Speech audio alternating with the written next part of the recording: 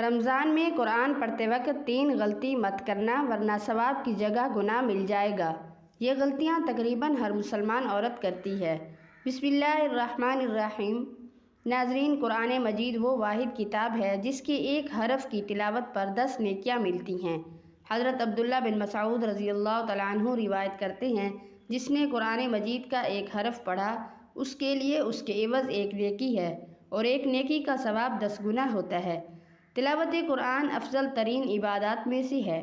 حضرت نعمان بن بشیر رضی اللہ تعالیٰ عنہما بیان کرتے ہیں کہ نبی کریم صلی اللہ علیہ وآلہ وسلم نے فرمایا، میری امت کی سب سے افضل عبادت تلاوت قرآن ہے۔ یہ عظیم کتاب جس کی تلاوت کی بے پناہ فضیلت ہے، رمضان المبارک کے بابرکت مہینہ میں نازل ہوئی۔ اس لحاظ سے قرآن مجید اور رمضان میں قرآن کی تلاوت کرنے والا گویا اس تعلق کو مضبوط و مستحکم کرتا ہے۔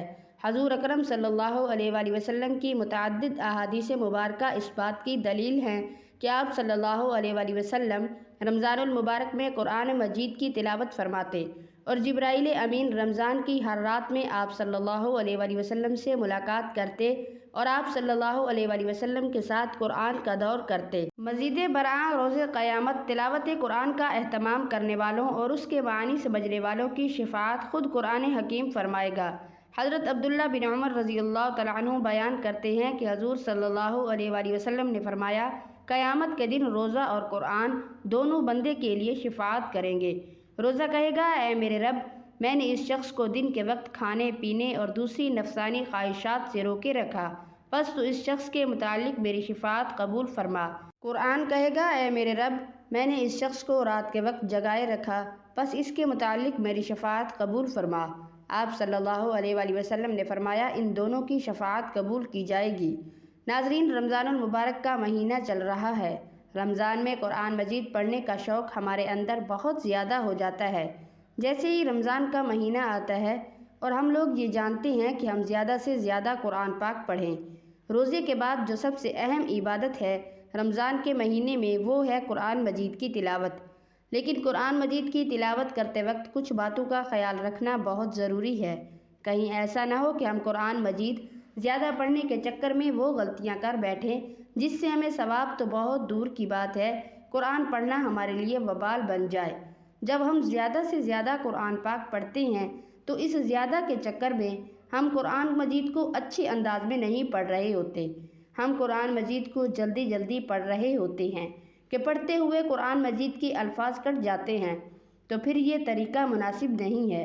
تو جب آپ قرآن مجید پڑھیں تو اس بات کا خاص خیال رکھیں قرآن مجید کے جو الفاظ ہیں وہ بالکل صاف نکل رہے ہوں، کیونکہ جلدی میں زیر زبر کی بھی غلطی ہو جائے تو وہ آیت بگڑ جائے گی اور اس کا ترجمہ بالکل بدل جاتا ہے۔ تو اس بات کا خاص خیال رکھیں۔ بعض لوگ بڑے فخر سے کہتے ہیں کہ ہاں، میں نے تو 10 منٹ میں پارہ پڑھ لیا۔ ایسا ہرگز نہ کریں، کیونکہ ان غلطیوں کی وجہ سے قرآن پاک کا ترجمہ بدل جائے تو آپ بہت بڑے گناہ کے مرتکب ہوں گے اور سزا بھی کڑی سے کڑی ہوگی۔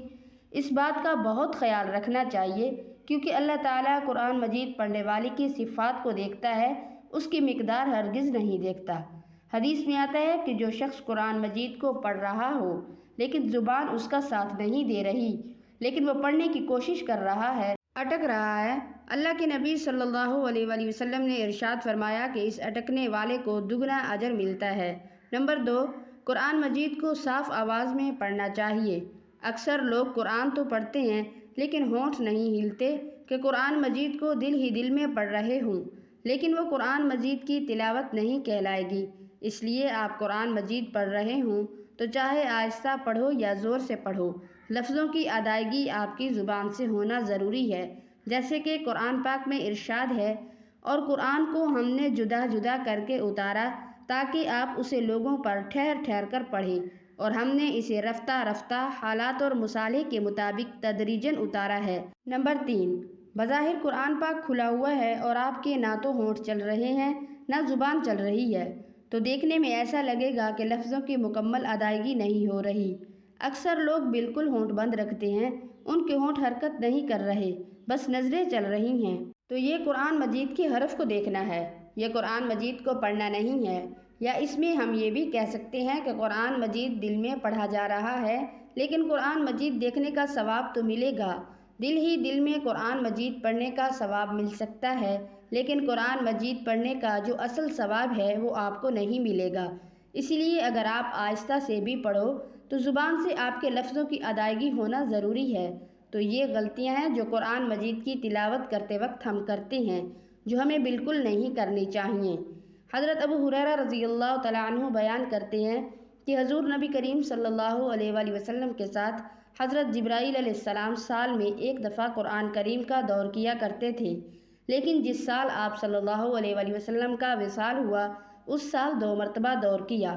پہلے آپ صلی اللہ علیہ وآلہ وسلم ہر سال 10 روز اعتکاف فرمایا کرتے تھے، لیکن جس سال آپ کا وصال ہوا اس سال 20 روز اعتکاف فرمایا۔ حضرت عائشہ صدیقہ رضی اللہ تعالیٰ عنہ فرماتی ہیں کہ حضرت فاطمہ رضی اللہ تعالیٰ عنہ تشریف لائیں اور ان کا چلنا ہو بہو حضور صلی اللہ علیہ وآلہ وسلم کے چلنے جیسا تھا۔